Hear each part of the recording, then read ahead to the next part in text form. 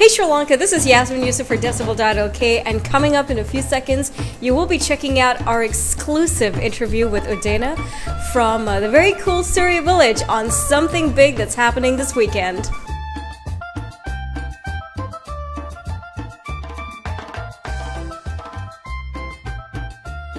On the 7th of April at 7 p.m. we're having this unique concert at Sooriya village.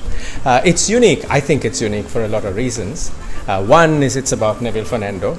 Neville Fernando was the guy who really started the Sinhala pop music revolution, the whole Kandayam Sangitya. The first Sinhala local pop group was with Neville. It was called the Fernando Trio with Bernardine Fernando and Meryl Fernando.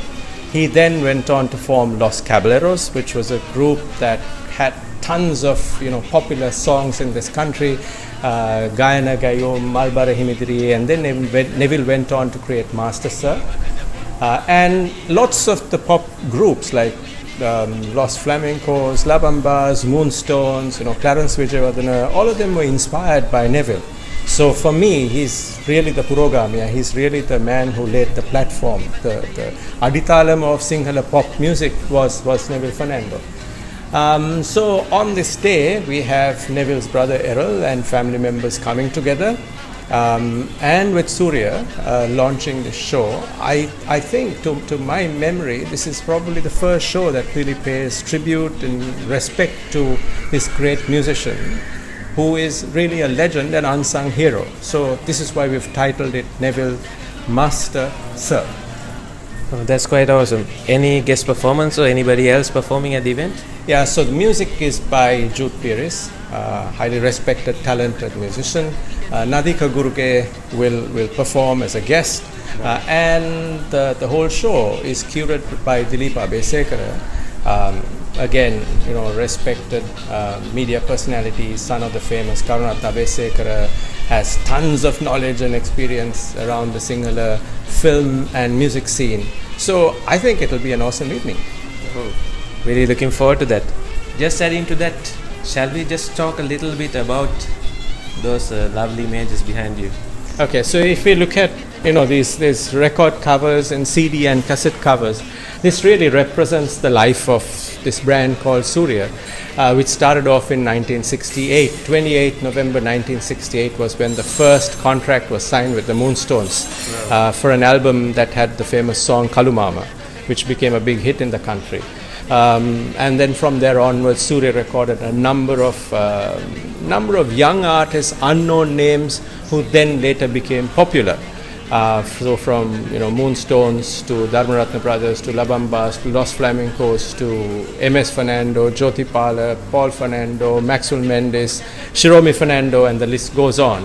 And then later on to traditional music with drums with Pani Bharata, folk songs with C.D.S. Kulatilaka, Pirit, chanting, and lots of other genres. So almost, other than probably serious heavy metal rock, everything else was recorded on this label.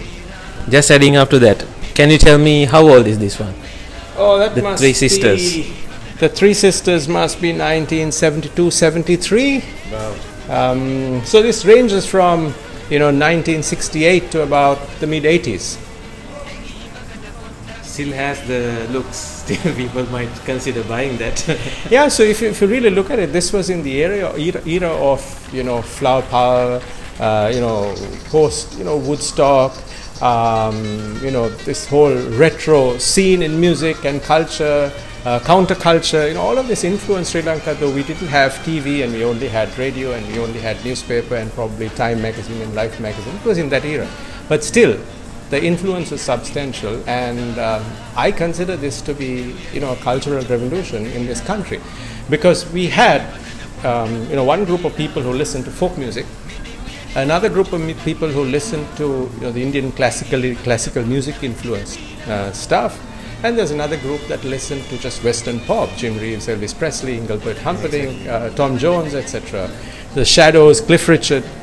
And this was the music that really unified all these groups, because it was Sinhala local folk lyric and Tamil folk lyric thereafter, sung and performed to Western rhythms and instruments. So this really brought people together and created a completely different culture and a sort of mindset. So this was really a revolution which started in the late 50s, with Ananda Samarapon, Sunil Shanta, C.T. Fernando, and then Neville Fernando and Clarence Vijayawardene and so on and so forth. So just adding another question to the list. So was it easy or difficult to market music in Sinhalese to the audience that were buying all the English records?